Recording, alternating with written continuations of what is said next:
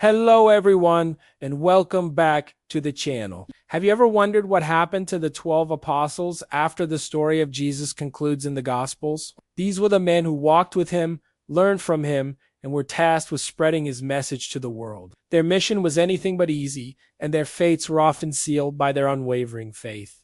Today, we're going to explore the powerful and often intense stories of how the 12 apostles of Jesus Christ met their ends. These accounts, drawn from centuries of tradition and historical writings, paint a vivid picture of courage and conviction. Let's start with Peter, often seen as the leader of the apostles. According to tradition, Peter's ministry led him to Rome.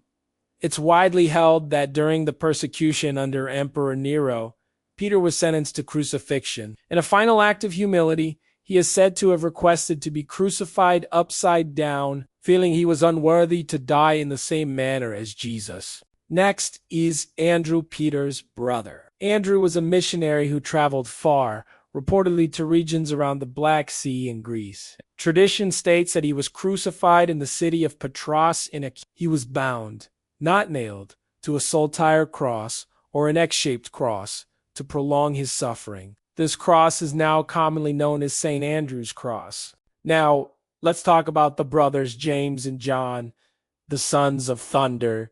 James, the son of Zebedee, has the distinction of being the only apostle whose death is recorded in the New Testament itself. In the book of Acts, it stated that King Herod Agrippa had James executed by the sword in Jerusalem, making him one of the earliest martyrs among the 12. His brother, John, is traditionally believed to be the only apostle who died of natural causes. After being exiled to the island of Patmos, where he wrote the book of Revelation, he was eventually freed and went to Ephesus. It's there, in his old age, that he passed away peacefully, having outlived all the other original apostles and leaving behind a legacy of love and wisdom through his writings. Philip, who hailed from the same town as Peter and Andrew, is believed to have preached in Greece, Syria, and Phrygia. Accounts of his death vary, but a strong tradition holds that he was martyred in the city of Hierapolis in modern-day Turkey. He was reportedly executed by either crucifixion or by being hung upside down by his ankles. Bartholomew, who is often identified with Nathanael, is said to have been a missionary in Armenia. The traditional accounts of his martyrdom are particularly gruesome. It is said that he was flayed alive and then beheaded for converting the local king to Christianity. His story highlights the extreme risks faced by the early missionaries. Then we have Matthew, the former tax collector, who penned the first gospel. His missionary journeys are said to have taken him to Ethiopia and Persia, like many others. The details of his death are not certain, but a common tradition says he was martyred in Ethiopia, being staked to the ground and beheaded. Thomas, often called Doubting Thomas, became one of the most adventurous missionaries. He is traditionally believed to have traveled as far as India to spread the Christian faith. It's there, near modern-day Chennai, that he is said to have been martyred, speared to death while in prayer. The ancient Marthoma Christians of India trace their origins directly back to his mission. James, the son of Alphaeus, is sometimes called James the Less. There is some historical confusion between him and other figures named James.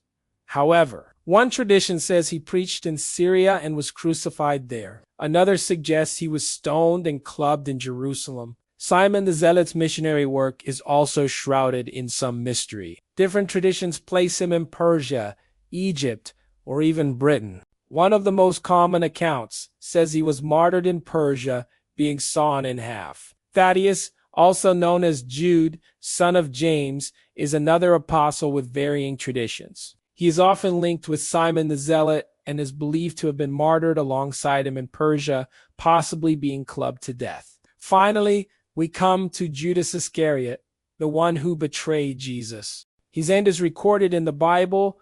The book of Matthew says that, filled with remorse, Judas returned the 30 pieces of silver and then hanged himself. Matthias was later chosen by the remaining 11 apostles to replace him and carry on the mission. The stories of the apostles are a testament to their incredible faith and the sacrifices they made. While the details may vary across different traditions, the overarching theme is one of unwavering commitment in the face of immense danger. Their legacy lives on, inspiring millions around the world. Thank you so much for joining me on this journey into the past. If you found this video insightful, please give it a thumbs up and consider subscribing for more content like this.